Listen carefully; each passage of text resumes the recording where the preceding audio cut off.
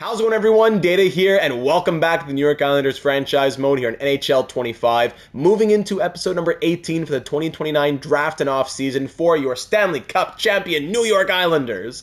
In the last one, it was one of our most incredible postseason runs in franchise mode history here on the channel, as after making the Stanley Cup Final last year in 2028, we march all the way back in 2029 and win our first Stanley Cup in 46 years here on the island. To quickly recap the episode that was, I would highly recommend it if you haven't seen it already. In round one, we took down the Rangers in the Battle of New York in 6 games, and as history has shown, just a little bit, I know it's going back to like the 70s, but as history has shown, the winner of the Battle of New York more often than not goes on to the Stanley Cup Final, and now I believe for the 5th time has now gone to win the Stanley Cup. So we beat the Rangers in 6 games in round one, swept through Dobson and the Blue Jackets in round two, a crazy comeback from down 3 games to 1 against the Florida Panthers, 3 games to 2, game 7, down 6-4 in game 7, we get a 5-on-3 power play, 6-5, 6-6, like 30 seconds left, Rasmus Sandin tips in the game winner, 7-6, we go to the Stanley Cup Final. The team that we traded with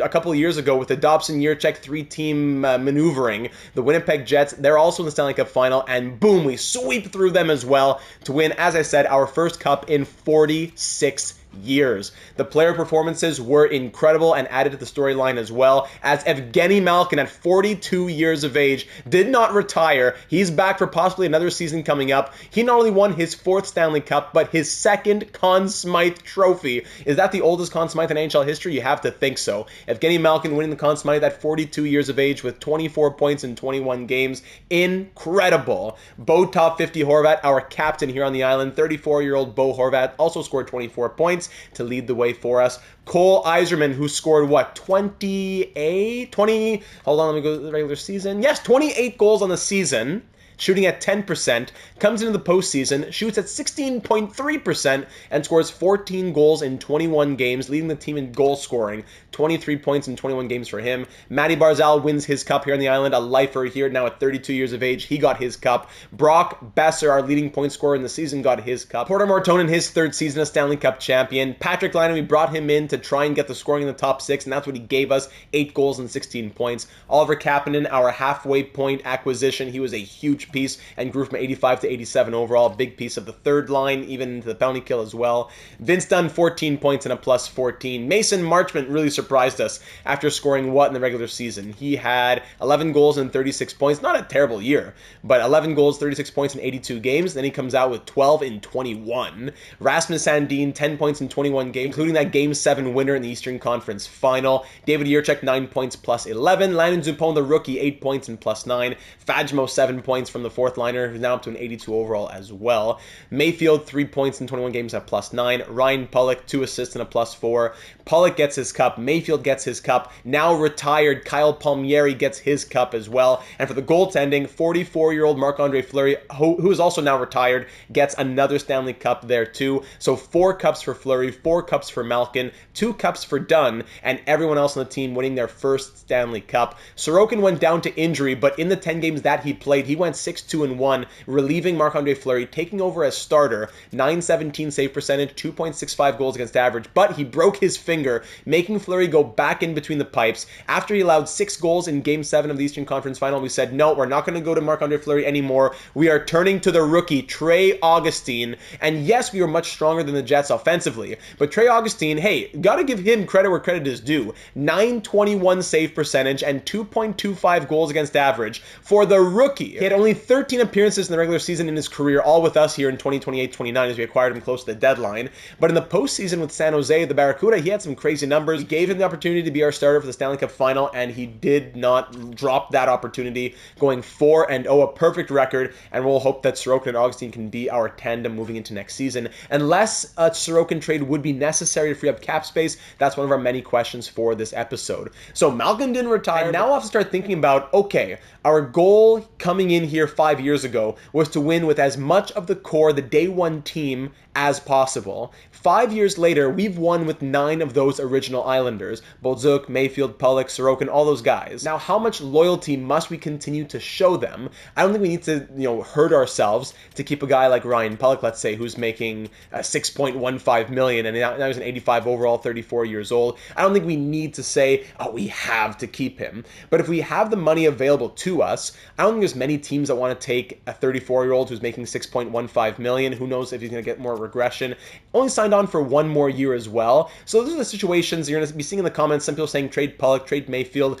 If the money is not needed, I'd rather just let Ryan Pulock's contract expire than we let him go. But to actively trade him away in a deal that wouldn't really bring anything back for us anyways, I can't say that that's necessarily what I'm looking at this episode. Again, who knows what could come up in the draft and what trades might be necessary cap-wise, but I'm saying in a perfect world, if money is okay, Pulock, Mayfield, those originals who, yes, we don't need to feel indebted to them anymore, but those originals who we have here on the team, we'd prefer to keep them when able to. So with all that being said, we can start looking at the comments left from the AGMs in the last one. A ton of really well thought out, long paragraph comments. I love getting all of those. That's why it took about a week to get this next episode out, because I was replying to all of those, plus just letting the episode sit a little bit. So many comments saying, wow, one of my favorite episodes ever, great postseason, on the edge of my seat, and let me tell you, I was right there with you. So moving into this offseason, before I read the comments, just to quickly tell you, our main questions that the comments will be answering, our forwards at the moment would be 1, 2, 3, 4, 5, 6. A lot of people saying maybe Patrik Laine going to the third line, but I think probably Patrik Laine is in that 6, and Kapanen would be part of the 7, 8, 9, 10, 11, 12 conversation of the 12 players in our lineup. But keep in mind, look at all those expiring UFAs there, Malkin, Fagemo, Lee, and then of course a rookie here in pricing. And also keep in mind Ethan Belchetz, who is down in the system, who we had to send down after he did not look impressive to start the 2028-29 season. So that's for the forwards. What we're going to do more in that bottom 6. And on the defense, 1, 2, 3, 4, 5, 6. I think we're pretty much good on defense, again, unless we need to make money available to us. And for the goaltenders, Sorokin, Augustine. But the main concerns, I think, in the majority of the comments would be what's going on with the bottom 6. So I got to start off with James, who wrote about 80% of the intro back in episode number 1. Now, 18 episodes later, James can say, congrats, Data, and thank you. I was going to recommend a bottom 6 revamp to help the PK, but would like to see some of those NHL-ready Bridgeport guys down there. Also, let's make Malkin retire an Islander. I think Kapanen will also be a great fit for the second-line center with Barzy on his wing. Keep in mind, Bo Top 50 is going to start regressing eventually. Bravo. Bravo to you, James. Hope you enjoyed your day with the Cup. So that's been a question as well. So if Barzal goes to the right wing on the second line, then Kapanen comes to play second-line center, we could bump down Laine. Now, the thing about Patrik Laine is we've tried him in the third line spot before, and he's had success there in 2027-28, where he was kind of playing that middle 6 role. We kind of had him bump around with Malkin up and down. He was second, third line. We gave him a full season of second line, and I think instead of first unit power play or second unit power play, he scores 33 goals and 71 points. Not a huge difference, but 5 more goals, and I liked what I saw from Patrik Laine, especially in the playoffs too. So I wouldn't say that I want to play the 87 overall, 30-plus goal scorer Patrik Laine on the third line. Now, at the same time, it's true that Bo Top 50 is getting older. He's 34, 91 overall, coming off of a career year, so he's not slowing down just yet after 46 goals last year. But Horvat is getting older, and Matty Barzal is only 2 years younger. So in a perfect world, let's say 2 years from now, where Horvat is 36, Barzal is 34, and Kapanen is 27, maybe Barzal could be first-line center, Kapanen second-line center, or Kapanen even first-line center, Barzal wing, Bo Horvat on the second-line center position. I don't know, something like that. Just trying to keep the future in mind, because if we have to go out and acquire another top 6 center, that would be difficult. We have one here right now in Oliver Kapanen. Yes, he might have to suffer a bit as third-line center. We'll give him power play, we'll give him penalty kill, but Oliver Kapanen is someone that I think we can believe in long term. Martin also touches on that Kapanen Laine middle 6 question here in this comment that starts off with, we did it! We finally turned not only New York, but the entire NHL orange once again. And we did so with quite some guys, quite a few number of guys of the original core remaining, so congrats GM Data, thank you. As for the offseason focus, Laine to shoot more, Zupon to work on passing, and maybe some older guys to work on skating to stop regression. Not too much needed after a big season like this. this. Contract situations are pretty straightforward in my opinion. Extend Martone and Kapanen. He's been too good of a player to let go, but he probably deserves top 6 minutes. But instead of who? What would the lines look like if we did? Martone, top 50, Besser, Yzerman, Kapanen, Barzal, Belchet's question mark, Malkin exclamation point, Laine, then Fagemo and younger guys on the fourth line. Would Laine be happy with third line minutes? Can we give him power play 1 to go with it? Also, yeah, Malkin has to retire an Islander. Conn Smythe winner for our first cup. It's impossible to let him walk in my opinion. Dean Letourneau, I'm afraid his time is up. I try to get some draft capital for him, and Lee could stay as 13th forward/AHL deal to stay on the island, similar to what we did with Palmieri last year. The defense is solid. Zumo is pushing for first line minutes, though. Yeah, we can always arrange that with him playing left side or whatever. Draft just looks like any other draft. I'm sure you'll pick whatever works for the team. I don't see massive needs to trade up. Great season. Seems like a relatively calm off season, and we'll do it all again next year. Go Isles. I like that. Thank you very much, Martin. Some very straightforward thoughts here from Tyler. Love this comment saying, what a ride. Favorite moment has to be Data going from full meltdown during the own goal. Yeah, in game 5? That put us down 3-1. And then utter hysteria in game 7 versus the Panthers. Instant classic series, yes. Offseason thoughts, short and sweet. I love it. Top 6 locked, check. Defense locked, check. Bring back Malkin as 3rd/4th line guy. He's earned another run, check. Bring back Lee as 13th forward/veteran morale leader, check. Check as in, I understand, got it, copy. 5, trade Dean Letourneau during the draft, check. 6, consider trading Belchet's. We've seen this story play out with no growth. It might be worth packaging with Dean Letourneau to get up into the first round, or the rights to a solid player or future prospect/pick. All right, check. Fagemo back in the 4th line, check. Ralph pricing probably deserves a shot in the NHL to push on that growth. All right, check. All in all, it doesn't feel like much for changes needed. I think one more run before we look at starting to move out our older guys at the top. Let's have a great offseason. Thank you, Tyler. So I think the biggest things to keep in mind is, yeah, top 6 lock, top 4 D check, good, all that. But the 2 points that bring the most questions would be, first off, are we trading Dean Letourneau? If we go look in our system right here, Dean Letourneau, medium top 6 potential. We got him way back when in the Adam Pelech trade with Boston. So yes, he played 26-27 in Bridgeport, and now he's played 2 full seasons in the NHL as a 4th liner. Honestly, he's not having horrible production, 42 points in 165 games. For a 4th liner, the guy's playing an average of 851 per night over the course of 2 seasons. Putting up 20 plus points per year isn't horrible. It's just there's no growth from him. At 23, he's still a 79. I forget what we got him at.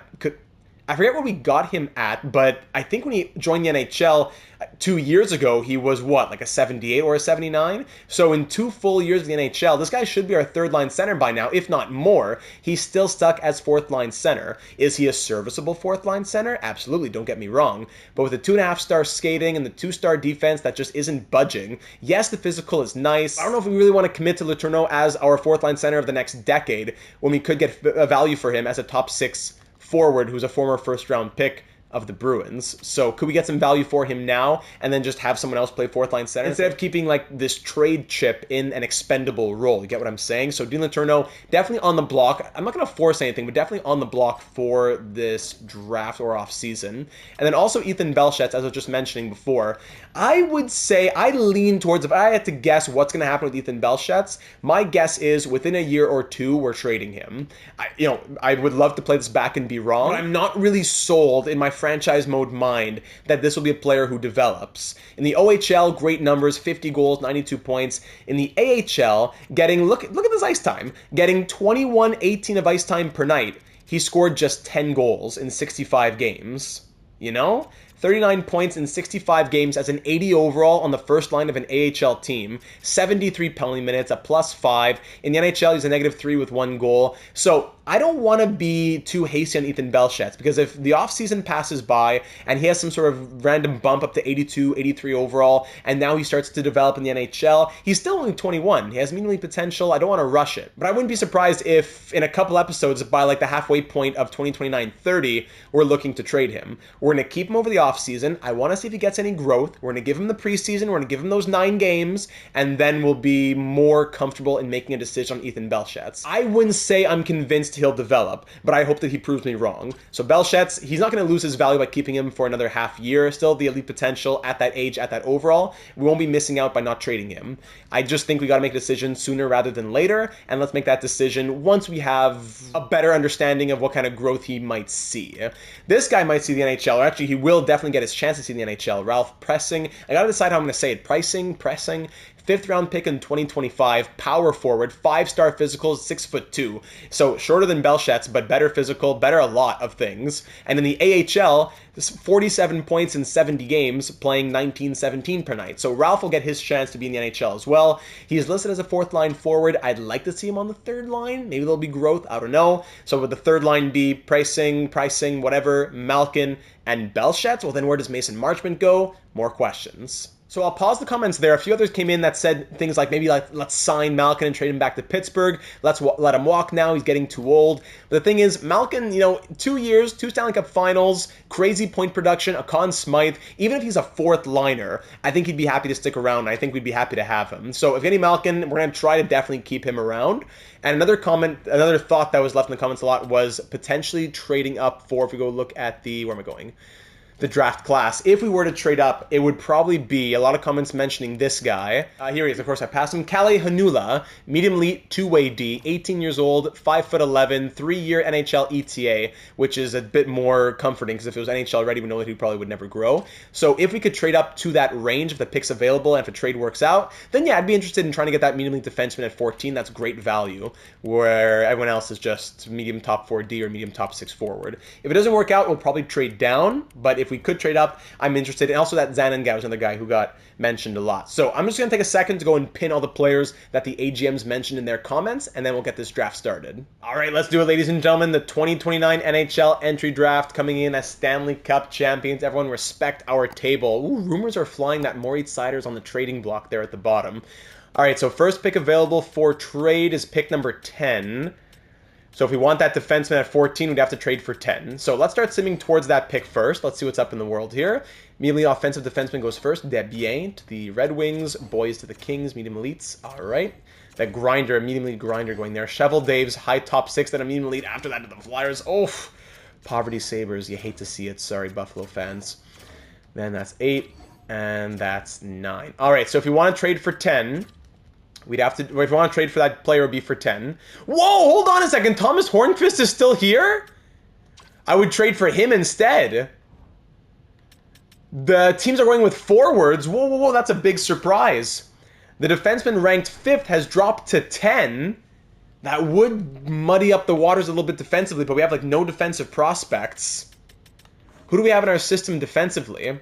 Like 1, 2, 3, 4, 5, 6. I would trade you right now. I'll give you the rights to Jack. I just to dump that. I'll give you Aitchison at 75-22. We'll swap defensive prospects. I prefer to keep him, but I'll do it if I have to. We do have Enqvist in our system, but hang on.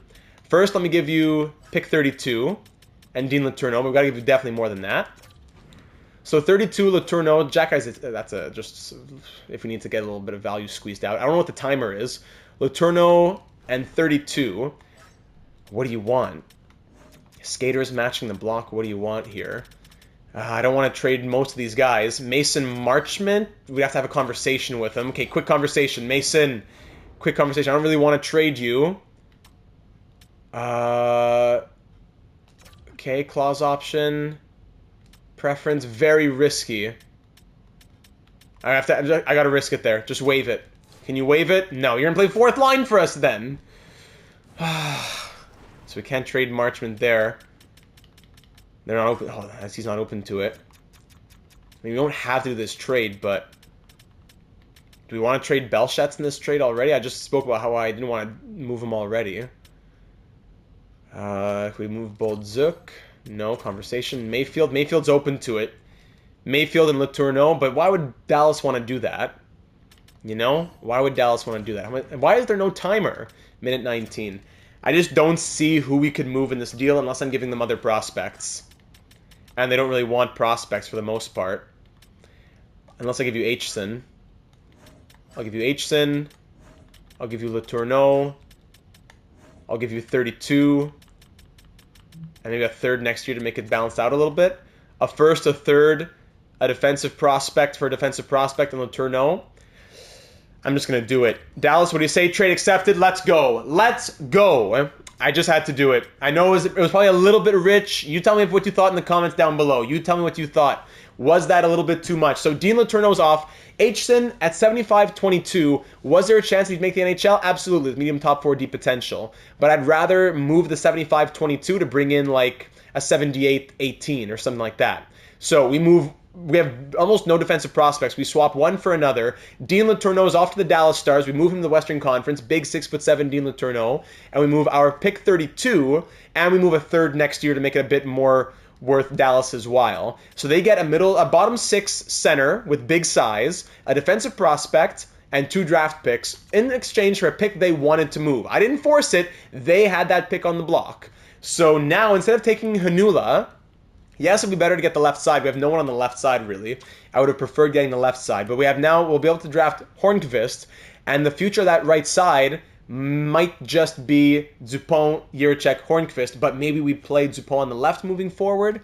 I don't know. But from Turku TPS in Liga, this is a big surprise. NHL ready, Victor Hedman comparable. Will he make the NHL out of the gate? I don't know. But let's head up to the podium. With the 10th overall selection in the 2029 NHL entry draft, the New York Islanders are proud to select from Turku of Liga, Tomas Hornqvist.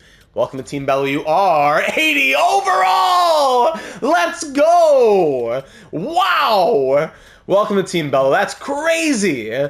Dropping from ranked 5th, they go forwards all the way from 3, 4, yeah, from 3 onward. No, Cyphers goes at 6. And then he drops all the way to 10 to us, and let's see what he's got here.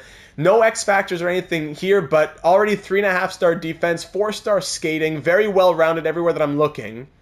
Tomas Hornqvist, who had 3 goals and 18 points in 57 games in Liga. Wow, wow, wow. That was a huge surprise. This is one of those classic draft day surprises in franchise mode. Was not expecting to get pick number 10. Was not expecting to get a guy ranked top 5. But he dropped. That's the way the league goes sometimes. I don't think it's crazy to trade up to 10. We trade up 22 picks. It costs us a defensive prospect, a forward prospect, who's probably, let's be honest, at best a third-line center, and a first and a third. Dallas wanted to do it. I think the value was even very much in their favor. They got a good deal out of here, according to draft pick value. 2-2 goes there to the Flyers. Burkhoff to the Penguins. Wow. Whew. Was not expecting that in the system. But now that gives us another option moving forward. Do we need to bring him over to the NHL right away? Not necessarily. Dupont, maybe he plays left side moving forward, and Jiricek-Dupont top pair. Dunn, who can play the right side with Sandin on the second pair. Third pair, Pollock and whatever, Bolduc, Mayfield, just for next season. Then the year after, Mayfield's contract expires, Pollock's contract expires. The defense becomes Jiricek, Dupont, Dunn, Sandin, Hornqvist, fill in the blank.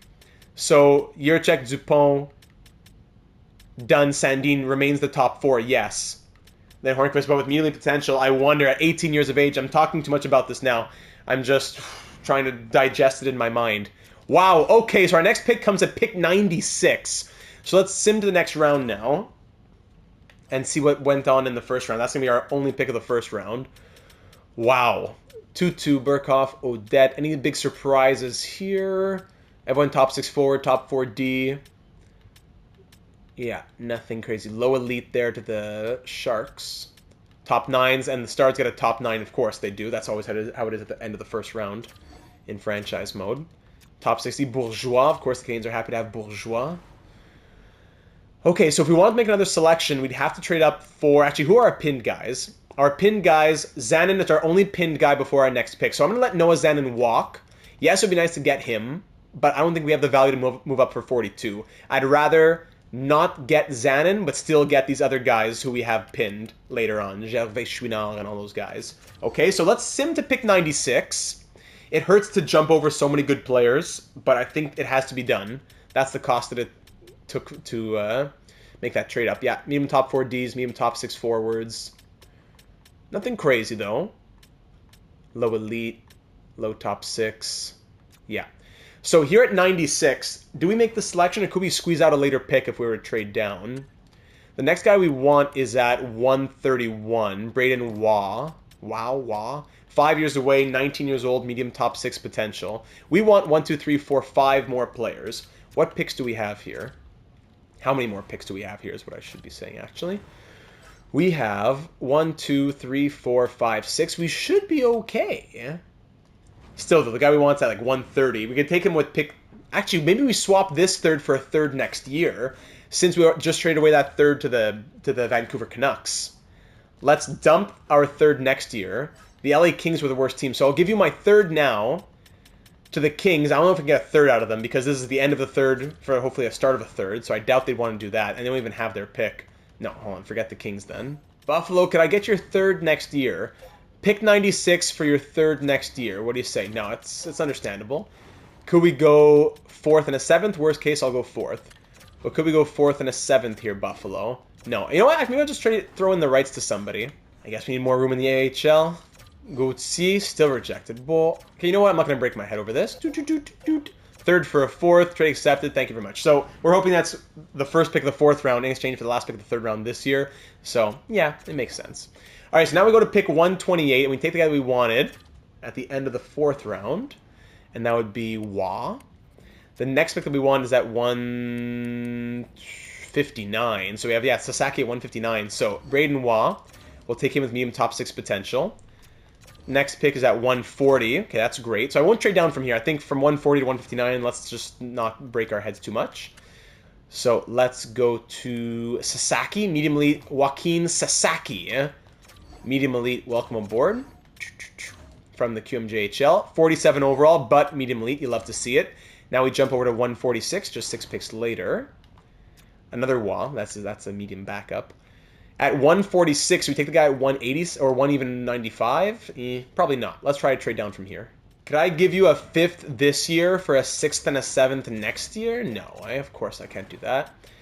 How about 2 7ths? A 5th for 2 7ths? No, isn't sufficient at all. So may I please allow you to move up 50 picks for free? Oh, I suppose we could do that. No. So never mind. I'll just draft the guy and reach for him. Ridiculous system. That makes no sense. Okay, let's go to Rivet. Michel Rivet. A lot of French names. But it'll be Simon Demer. So long to change these names. Michel Rivet et Bernard Gervais-Chouinard. Parfait.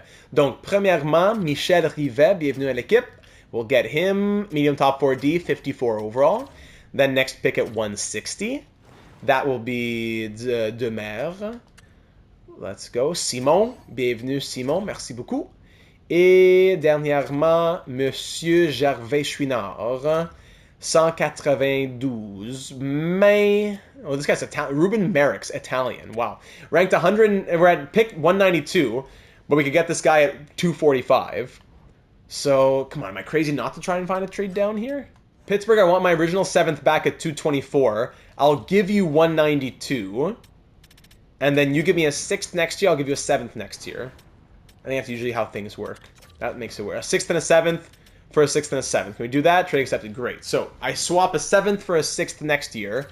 And I get to take the guy that I was going to take anyways here at 224. With the last pick of the 2029 draft, Mr. Irrelevant. We'll see what he becomes with that potential. You never know. And that name. 19-year-old, 2-way D. Okay, low elite, 6'5", 4 years away. Better than 5 years away. A little bit promising.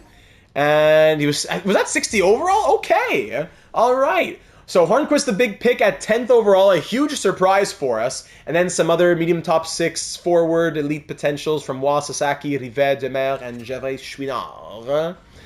Great. I like that draft very much. And grudge match. What are you telling me? Grudge match. What is this here? Some sort of glitch? Oh, no. No. Hold on. Save and exit. Hold on. No. Don't tell me this, EA. Hang on a second. Okay. Let me just click load just in case. Islanders, yes. June 23rd. Okay, but the draft is done. Yes. 8:53 is 8:53. Yes, 8:53 here as I'm recording. Okay. Woo! Oh my goodness. Always a roller coaster of emotions. All right. Yeah, exciting draft. Now, we'll advance a day. because we can't re-sign. We're on the re-sign phase yet. And I wonder how the demands will change at all for some of these players. Yes. Advance another day. Expire. Okay. Whew. Re-sign coaches. Let's get these guys signed on. So this guy was our assistant coach. He has a B rating. He should still want to be an assistant coach. So assistant coach, let's get you for 8 years. Byron Donovan. I will pay you whatever you like. Let's just stay under the budget in case the game pulls some sort of glitch on me. The imaginary budget, 1.637 instead. We'll say that. And the goalie coach, I'll come back to you after I get that NHL coach signed on. A scouts here, let me just sign these back. Okay, that's done. And re-sign phase, here we go. So how do any of these demands change, if at all? Let's see, all expiring. Let's start with the UFAs, the easy ones first. So Malkin's the big one. At top 9 potential, 42 years of age, he wanted $3 million. He wants 2 years at 2 years, 2.925. At 1 year, 2.825. So I'd be okay with 1 year, $3 million. Probably we have 15.27 million in cap space. But you know what? I wouldn't mind just playing around with it first. How low can we go on his interest? It's the same interest everywhere almost. So 2.7. Where does it drop? At 2.7 and 2.725 is the same. So 1 year, 2.7. Do I give him the full no move clause? Sure. The full no move clause. Actually, let's make it. Would it be crazy? Like, let's say we're not winning, right? We want to trade him to a winning team. Let's make it a 29 team no trade list, just in case there's 3 teams we could trade him to that would make him happy. And we'll bring it down to 2.5. We could maybe even go a little bit lower, but 1 year, 2.5 with a 29 team no trade list, just in case there's disaster and we want to get him to a team that he could have success with before retiring once he's 43. I'll get back to telling about your offer. Thank you, Evgeny. Okay, next up, Fajimo, who is, yes, an 82 overall now, but still probably in that third line role. He wants 3 years. He wants some security. You know what? I think he's earned it, but I'm not going to give him 1.75. How much lower could we go? Not that much lower. 1.55 for 3 years. That's probably fair for what he's done. Anders Lee as a legacy guy, maybe not even 13th forward, more like 14th forward / AHL. He wants a 2-way deal at 950. I can do that for Anders Lee for a legacy deal. Yeah, Anders Lee accepts it right away. Thank you. Arbor Jack guy, I can't really guarantee you NHL minutes. You want more than $1 million, you want a 1-way deal, you're probably going to have to just walk. And now these prospects will also get their entry-level contracts here. Accept right away, great. Accept right away, thank you. Yeah, they always accept right away.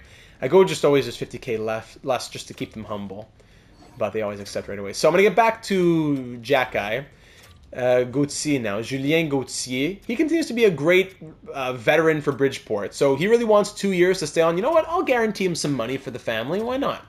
Accepts the offer right away. He can be a 4th liner in Bridgeport. All right, now onto the RFAs. We're most interested in Oliver Kapanen. We know Martone's going to be a guy we can qualify and figure out. But Oliver Kapanen, what are you thinking, my friend? He wants 1 year at 6.475, which would actually keep him as an RFA. That might not be crazy. If we were to go big money, he wants 8.925. Yeah, that'll be a bit out of our budget. So I'd even be thinking about 3. Then 3 goes to 7.275. 4 years at 7.55. I want to commit to Oliver Kapanen, but I'm not ready to give him that kind of money yet. So let's qualify him and see if on July 1st he magically has maybe the desire of an 8x6. So we'll qualify him and we'll deal with him on July 1st. Now Porter Martone, we're ready to commit to him if need be. 3 years at 6.95. All the same there. 4 years to stay as an RFA goes up to 7.125. And then into the UFAs, we go like that. Yeah, so 8 years at 8.85. We have to give him, we have to definitely put some clauses in there. He wants way more than really 8.825. Yeah, he wants way more. He wants those clauses. With a no-move clause, we'd be into the 9 millions even. With the full no-move clause, we could get him down to maybe 8.6. Honestly, I don't want to give Porter Martone an 8 by 8.6. I'd prefer to, if that's going to be the way he plays it, I'd prefer to do the 4 years, get him to the end of his RFA years, and then give him his 8-year extension after that, thereby getting 12 years out of Porter Martone. If he was more reasonable on an 8-year demand, I think we'd go 8 years to lock him up. But now we'll give him his 4-year bridge, and we'll go from there. So 4 years, no clauses, and we can bring him down how far? Probably like 6.75 we could get him down to. But again, let's qualify and see on July 1st. All right. Arcuri, I like him for the AHL. We can keep him. 8.25 for Francesco. Grazie. Now we go on to Offman. Offman, he was off of waivers, right? he was fringe NHL. Maybe he'll even see the NHL. Yeah, why not? I'll give him 950. But Goodbog, it's time to let Goodbog go, sadly. He's been a fan favorite since the beginning of us taking over the team. 7th round pick in 2023. 87 shot blocking and stick checking. But I think it's time to let him go now, sadly. 4 points, -19 last year. Dennis Goodbog, thanks for the good memories. We'll release him now, sadly. And that's about it. Unsigned. Hornquist, we'll see what happens with him. And for the goaltenders, it's just Trey Augustine, correct? Yeah, so Stepan Lowly, he'll get his contract. Ivankovic and Stepan will play down in the AHL. That'll be our tandem there. Great. And then NHL, Sorokin, and Augustine. So I think we're going 1 year on Trey Augustine, if I remember correctly, because I will keep him as an RFA, yes. 2 years at 1.225 would be good. We could cheese it at 8 years at 1.9 or whatever. But I think 1 year, let's see if you're going to be actually a part of this future. Because if we move Sorokin and our tandem in 2 years from now becomes Augustine and Ivankovic, that's fine by me. So let's go 1 year, 1.5. Yeah, 1 year, 1.5 after what the performance that he just gave us. And he'll stay as an RFA and we'll see what happens. All right? Trey Augustine, thank you very much. And that's it. So let's advance today and see what the coaches, scouts, and all those contract offers say. To be honest, I'm not thrilled with the role. Okay, get back behind the bench. Enjoy your Stanley Cup ring. Scouts are back. Thank you. Lovely. Malkin, reject the offer. I'm not going to re-sign at dollar value. Okay. Augustine's on board. Fajmo's on board. Good. Okay. So back to the UFAs. Just pretty much Malkin. Let's go back to the 1 year and giving him the almost full no trade clause.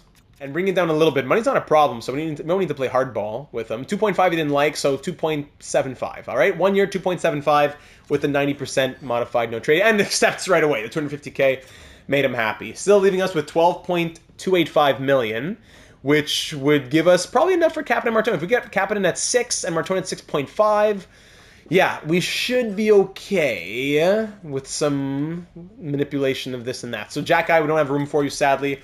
We'll have to release you. And that should do it. Okay?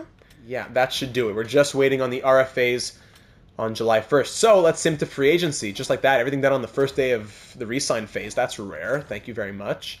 Scouts are back. And here we are. Oh, I forgot about the AHL assistant, but not a big deal. He was, what, like D-? We'll go to July 1st. All right, July 1st. The first thing I got to do is remember off-season conversations. I need to remember that before we continue advancing. But what we got to do first is go to the contracts and see who's now eligible for an extension. Eligible for an extension. Brock Besser at a 91 overall. Now is not the time to try and extend him. It's going to be the highest his demand will ever get. He wants 3/14. Yeah, so maybe he ends up walking after this year. 8/19.45. Yeah. Mason Marchman, I don't know what's going to happen with him. He's 34. Like, yes, the overall is high at 85, but he's a 34-year-old who didn't really impress us last season, but yes, did wake up in the postseason. So I'm not going to extend him yet, but just to say. And Ryan Pulock, what's he looking at for an extension? Well, still $5 million. So yeah, I'm not really looking to extend any of these guys right now. So just the RFA. So Porter Martone, does your demand change at all now that it's July 1st? He wants 5 boys. Hold on, if I go to 4 years, 7.3. So no. If anything, it's a little bit higher, right? What? At 4, you really want those 4 years?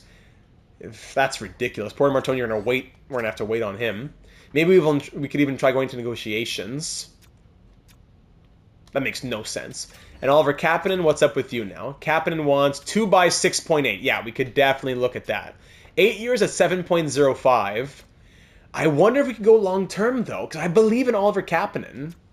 I wonder. So before we look at interest, let's throw in a clause here. Not a full no move clause, but let's give him reduced. Let's hold on. Maybe something like this. Year 1 and 2, he's ineligible for clauses. But year 3, 4, 5, 24 team no trade list. So tradable to 8 teams. Year 6, 20 team. Yeah, year 6 and 7 actually. 20 team no trade list. Okay, so that definitely boosts up his interest. Now, are we willing to pay him 6.8? I don't know about that. Maybe we bring it down to 6 years. That does raise the interest. 6.5? 5 years make him much more interested even. Maybe 5 years is the move.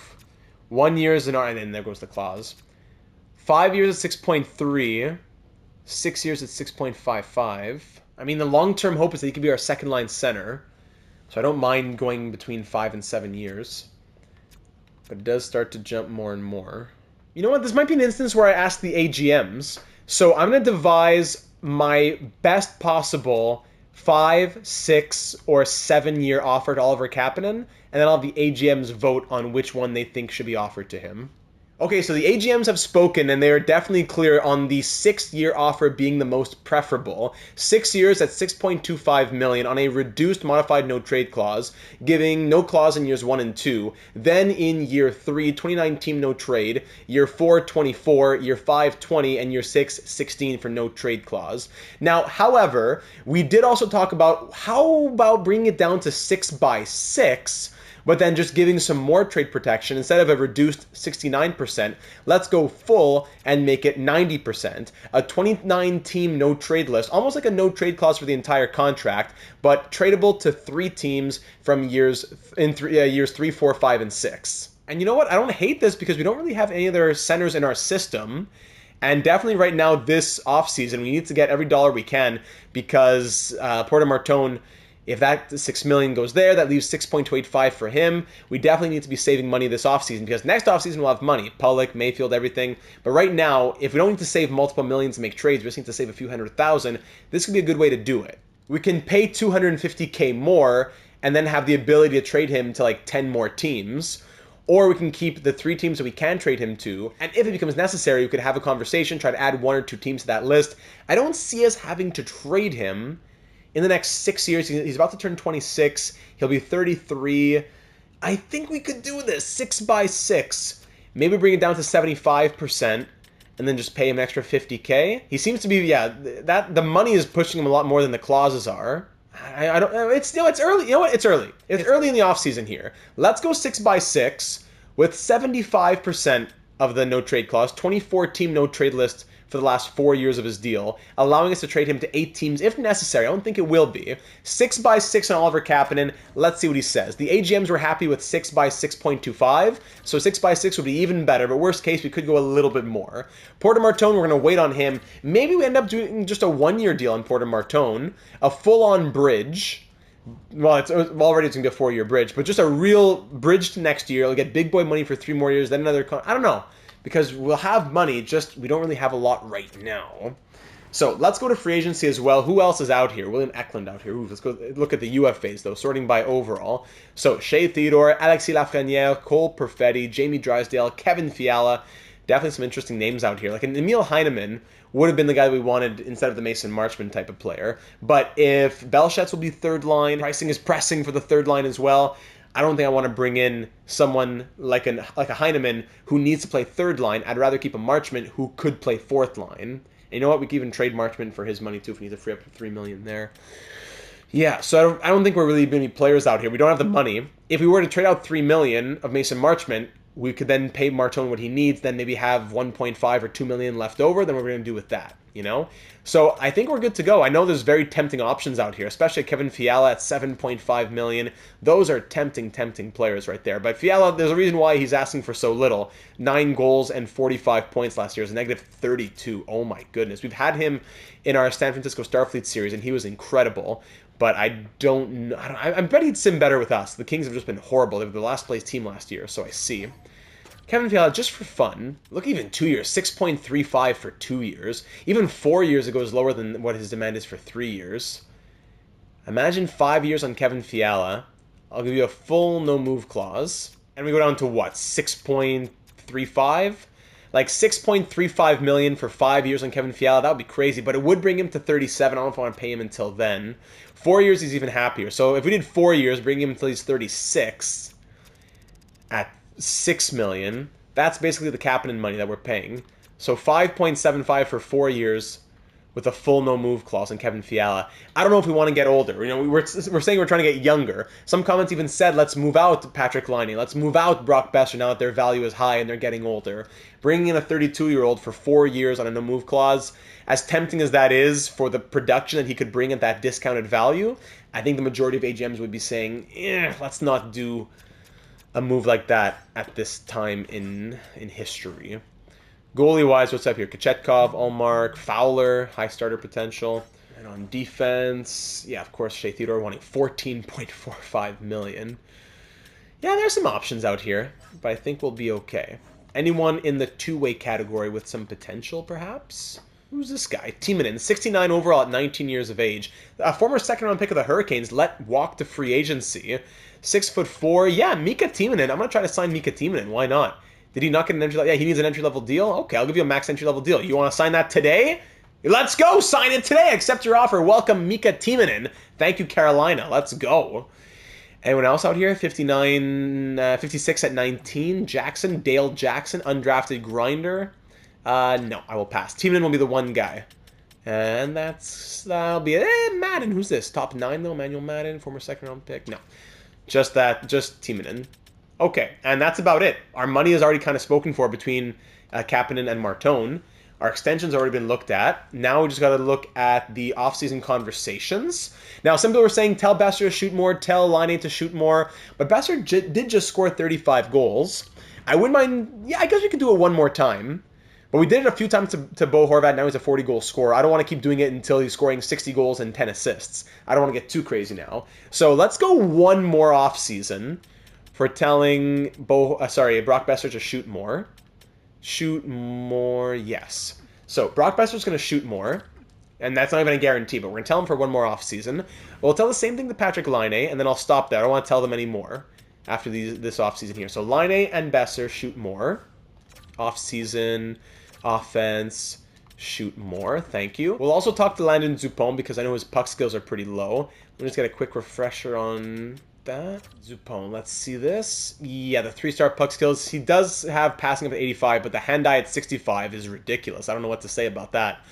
The shooting accuracy, I wouldn't mind if that went up a little bit too. The defense is great. 5-star defense. I'm not going to complain about that. So either, it's not just puck skills. It's the hand-eye, puck control, and shooting accuracies. So what can we do about that, Monsieur Dupont? Off-season, let's look. So first at offense. If I tell you skill training to all puck skill attributes, so okay. Awarenesses, that's it. So that would be including the puck skills and the deking. Is that what we had said it was? We could also look at plus to the shooting attributes, so the power and the accuracies. So do we want accuracies and power or puck skills? Probably puck skills is what we want the most, because even a plus on passing wouldn't hurt either. So you work on that over the offseason, Landon. Anything else we need to do here? Boeser, Laine, Dupont. Horvat's doing well. Barzal's doing well. Dunn, I want to make sure he keeps doing well, so maybe a little conversation to him. Keep working on the passing, so yeah, puck skill attributes. You keep working on your passing. I want to see another 70-point season from you, buddy. What else? Rasmus Sandin, who continues to somehow just stay at an 83 overall year in and year out, despite having incredible seasons. Oh my goodness. Let's have you work on this offense for you too. Yeah, skill training as well. Keep working on those puck skills. So Sandin, Dupont, and Dunn, all on the puck skills. Who else here? Malkin work on the skating maybe. Let's make sure it doesn't regress too much. Evgeny, what can you do here? Offensive. Let's keep you working on the skating. Yeah, let's stay strong. And that might be it. I don't want to really go too crazy on anything else. I always want to be mindful of that I'm not cheesing things.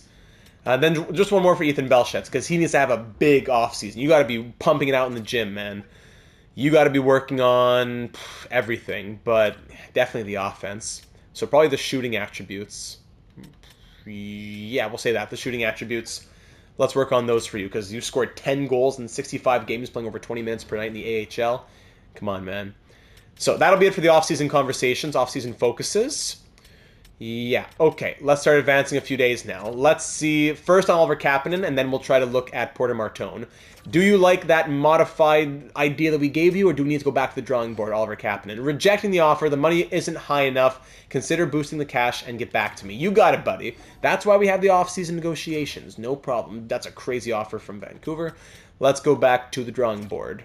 Oliver Kapanen. So we had said, what again? It was 6. Before we go to 6.25, let's meet in the middle and go to 6.125.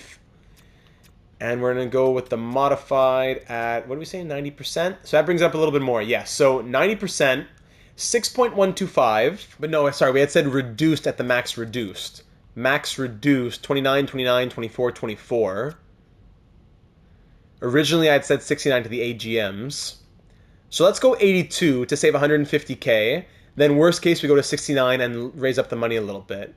Does it really change? Oh, yeah, let's try it. Yeah, it's at the 8 on 10 bar. 82%. Instead of 29 for 4 years, it'll be 29, 29, 24, 24.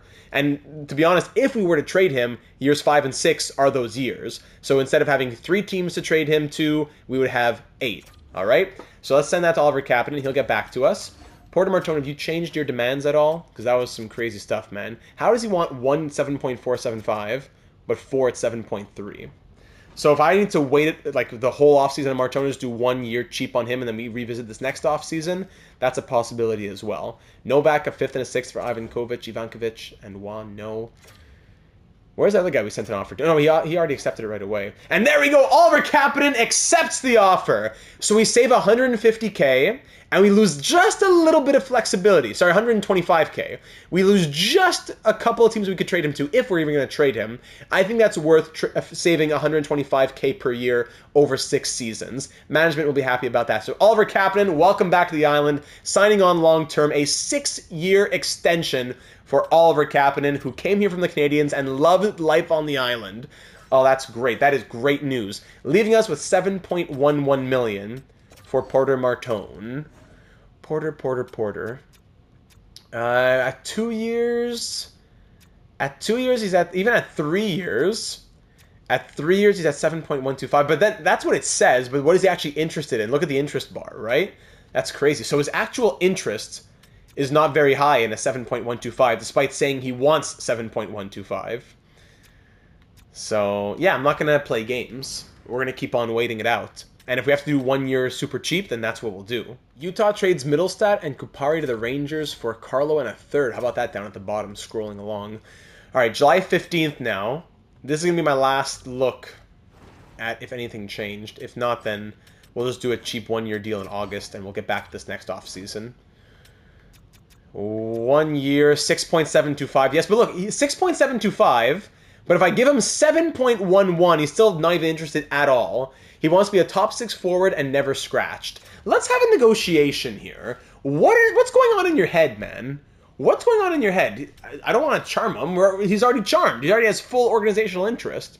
So what is the problem here? Let's proceed with negotiations. Yes. We'd like to start. Contract. He already loves the organization. No problem. I want to give you a 1 year deal, and I want your interest to be higher on that 1 year deal. Improve offer? No. I'm going to give you 6.72. His expectation is that, but his interest is no good. So it's like he's saying one thing, but he's believing another. So what am I supposed to do? Negotiating is okay. He's open to negotiation. If I have 750, what do you say to that? Not what I'm looking for. So, okay, we can talk about some guarantees. You'll definitely be a top 6 forward, yes. I can make that happen. Top 6 forward. Now he's more interested in the contract. Okay, good. Now I'm offering him, so it's 5.975. What other promises can we talk about? What does he want? I'll take what I can get. So I can promise you power play, one of the power play units, sure. Raise it up a little bit. Okay. Increase salary. We can increase salary. I want to change the years even too now. 500K. Where does that get us? 500K. Okay, it doesn't do that much. I want to change the years though. Won't let me do it. Okay, so end conversation. Either I'm doing 1 year cheap or I'm doing a 4 years on the 4 year offer. But now, because we made him the promises, so now those promises stay. Okay, good. So we told him first or second line, yes. Power play 1 or 2, yes. I'm fine with those promises. Now can we do 4 years? Okay, there we go. How low can we get this? 6.5? Let's try 4 years at 6.5 to keep him as an RFA. There we go. I think that's a fair offer now. Now with those promises that made him happy. So already what we're going to be doing anyways with top 6 minutes plus power play time. So let's just keep advancing a few days. Okay, Porter already accepted. Thank you, Porter Martone. Accepting the offer. Thank you for your interest. Blah, blah, blah. I hope we have a long and happy relationship. We've already been together for 3 years. Awesome. Whew, so that was harder than it had to be. But Kapanen and Martone both get re-signed with $1.435 million to spare.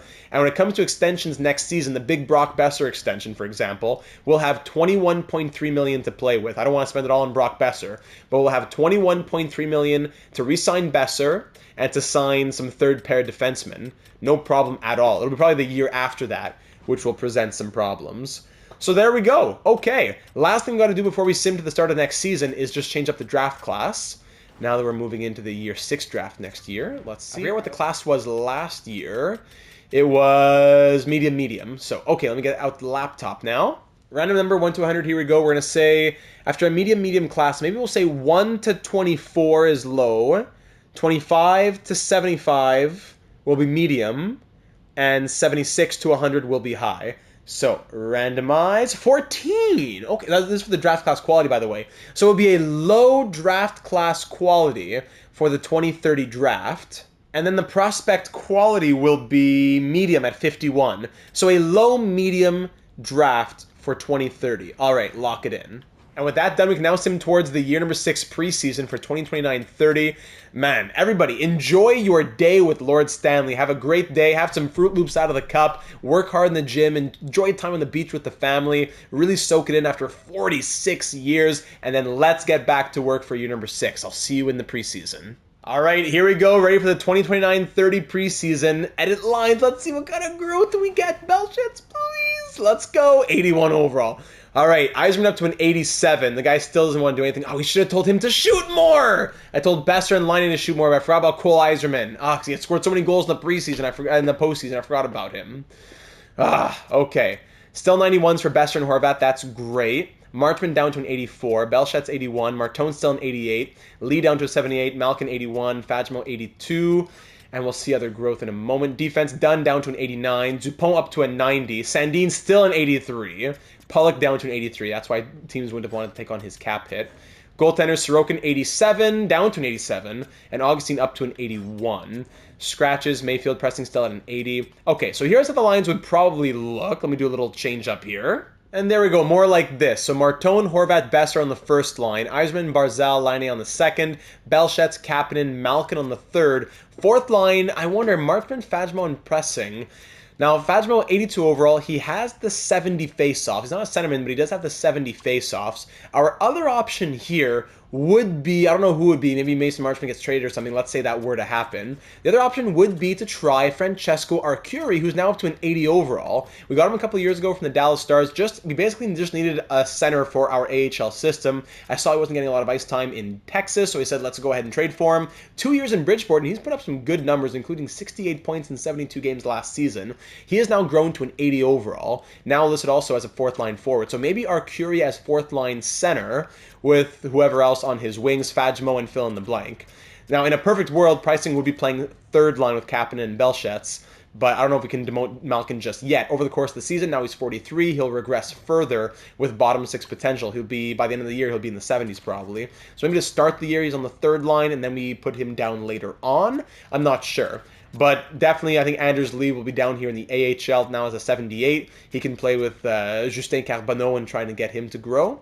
And that's probably it for that. So I don't know who it's going to be, but those Arcuri will be the 13th forward at the very worst. Marchman now an 84 overall. We don't need to free up that $3 million. He's an expiring deal. I don't mind keeping him on the fourth line and Pony Kill with the 88 stick checking and everything, but he's not quite the 86 overall who we acquired a year and a bit ago. So yeah, that's definitely a question. I'm still regretting that I didn't ask Cole Yzerman to shoot more. Oh my goodness. Maybe, I don't know, in the postseason he was shooting like crazy. Maybe that'll carry over. 14 goals, shooting at 16.3% in the season. It's been going down in shooting percentage at 12.9, 11.4, 10%. We'll see. Anyways, these will be the forwards. On defense, maybe Dupont, Jiricek on the top pair? I wonder. Second pair, I guess Sandin done. Sandin still, maybe his passing went up or something, I don't know, but still an 83 overall, ridiculous. And third pair, I suppose Mayfield Pollock with Bolzuka's 7th D. I don't know. Dunn does play left and right. And he's also signed on for this year and next year. 32 years of age now, 89 overall. Top pair with Jiricek gives the +4 still. So Dupont could play second pair plus first unit power play. That wouldn't hurt him. But let's be honest, he's at 90 overall now for his sophomore year as a 20-year-old. Let's try and foster that growth. 29 points in his rookie season from an 84 to an 88. Now he's a 90. The goaltending, Sorokin, incredible numbers, and then he breaks his finger, and now he's down to starter potential. Yes, he's also 34, so I guess that's part of the regression. Signed on for this year and 3 more years, including this one. We'll see if he makes it out. So modified no trade clause, we'll see what happens. Augustine at an 81. Ivankovic is at a 76, so not ready to come up to the NHL just yet, but he'll continue to be the starter in Bridgeport. So there you go. Botzuk 7th D, Arcuri 13th forward. Maybe we could get a third goalie in our system, and that will be about it. So there are the potential lineups moving into year number 6. So the captaincies, I suppose, yeah, so Horvat stays as captain. Malkin retains his A, but now with Palmieri and Lee both gone, who gets that second A? The game gave it to Yurchek. So I'm not going to give it to anyone yet. Maybe the placeholder will be, I wonder, maybe Matty Barzal. So I'll keep him as the placeholder, but I could definitely see arguments for Ryan Pulock, even other guys like Mayfield, even Sandin, Dunn, Besser. I could see all those arguments. So I'll keep Barzal for now. He might be the guy. And we'll go from there if anyone has any other suggestions. Horvat, Malkin, Barzal as the leadership. All right. We'll press done for that. And now here we are at the beginning of the preseason. Okay. And I guess we could pretty much wrap the episode once we look at the trade blocks. We can also think about season goals. Feel free to get in your thoughts on season goals. So I think that's about it for the offseason. We can just look at the trade blocks quickly moving into next episode. Anyone that we want to look at acquiring or at least keeping an eye on moving into this next season. Also, Hornquist, what's up with him? He's still an 80 overall. All right, so Hornquist, do we sign him to play him on third pair? He is listed as a top 6 defenseman with that medium elite potential. Do we get him into the NHL right away? I think that's still a great steal at 10th overall, ranked 5th. Enqvist is now up to 73. Yeah, okay. Yeah, just looking at some of the prospect growth. All right. So, yes, also draft pick situation. We have our first, second, no third, 2 fourths, 5th, and then 2 sixths. So, looking around the NHL, let's see what we got here, starting with the Anaheim Ducks. Also keep in mind that the cap space is pretty slim here at 1.56 million. But again, if we're moving Marchman or something, that would free up some more money.